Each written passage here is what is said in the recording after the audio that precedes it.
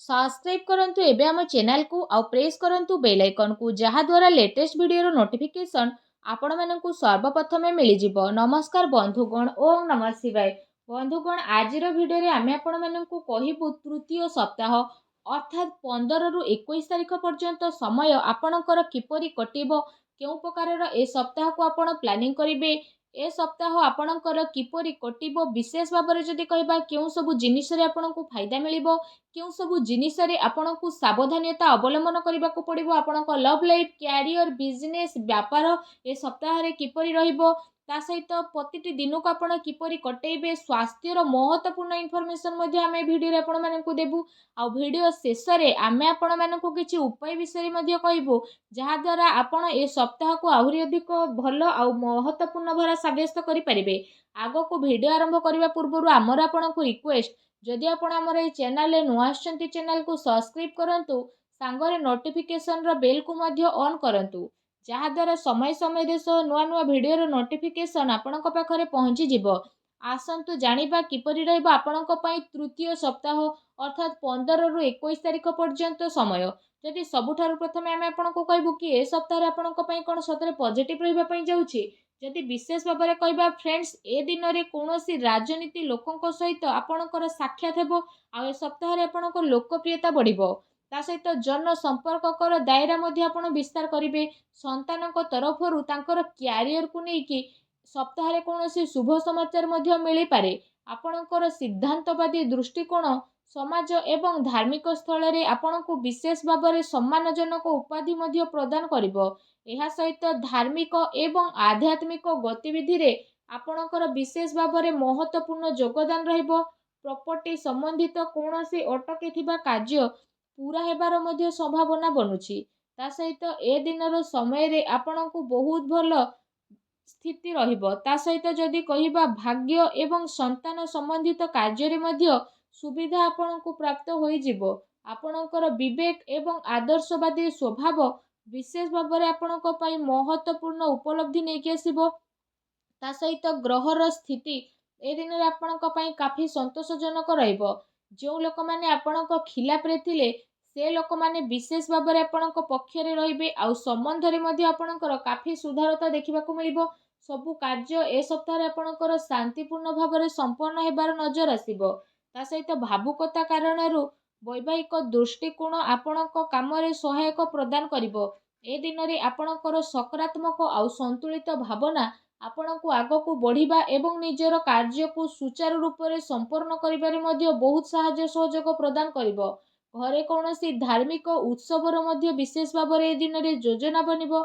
आपण पुणी थरे निजे निजकु ताजा विशेष भाବରେ अनुभव करिवे। एहा सहित जदि कहबा अटकी थिबा पेमेंट मध्ये मिलिबा कारणरू विशेष भाବରେ आर्थिक स्थिति रे आपणकर काफी टाइम पर्यंत सुधार आसीबो, जहा द्वारा आपणको काफी खुशी मिलिबो एवं आपणक मन बहुत ही प्रसन्न रहिबो।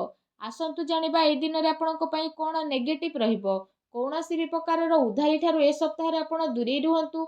धन लेण देण संबंधित कार्य करिबा ठारू आपण छलना बा धोकार मध्ये शिकार होई पारंती।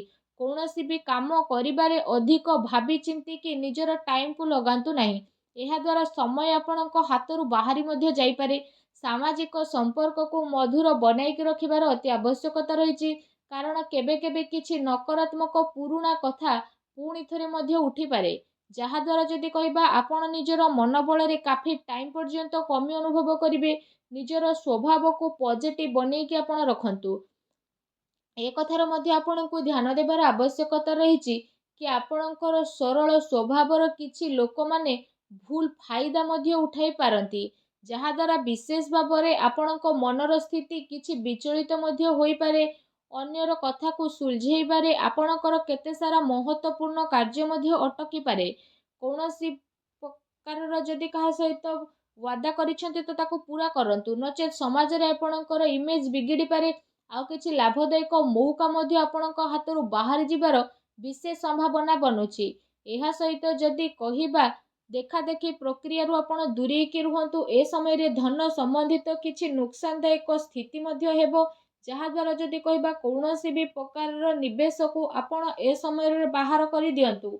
संपत्ति संबंधित विवादीय मामला रे ଧ୍ୟାନ ରଖନ୍ତୁ କି ଭାଇଙ୍କ ସହିତ ସମ୍ବନ୍ଧ ଆପଣଙ୍କର ଖରାପ ନ ହେଉ। ପିଲାଙ୍କର ଗତିବିଧିରେ ଧ୍ୟାନ ରଖିବାର ଅତି ଆବଶ୍ୟକତା ରହିଛି। ତାଙ୍କର କୌଣସି ଭୁଲ ଆଦତ ବା ସଙ୍ଗତି ଆପଣଙ୍କୁ ପ୍ରୋବ୍ଲେମରେ ପକାଇପାରେ। ସେସବୁକୁ ସକାରାତ୍ମକ କାର୍ଯ୍ୟରେ ଆପଣ ନ୍ୟସ୍ତ କରିବା ଅତି ଆବଶ୍ୟକ ରହିଛି, ଯାହା ତାଙ୍କର ଭବିଷ୍ୟତ ପାଇଁ କାଫି ଲାଭଦାୟକ ସିଦ୍ଧ ହେବ।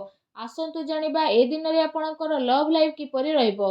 ଘରର ମାହୋଲ ଅନୁଶାସିତ ଏବଂ ଖୁସିଭରା ମଧ୍ୟ ରହିବ।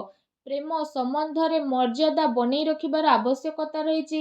ଆପଣ ଆପଣଙ୍କର ସମସ୍ୟାକୁ ସୁଲଝେଇବାରେ ନିଜର ଜୀବନସାଥୀ ଆଉ ପିଲାଙ୍କର ପୁରା ସହଯୋଗ ମିଳିବ, ଯାହାଦ୍ୱାରା ଆପଣଙ୍କର ଆତ୍ମବିଶ୍ୱାସ ମଧ୍ୟ କାଫି ଭଲ ବନିକି ରହିବ।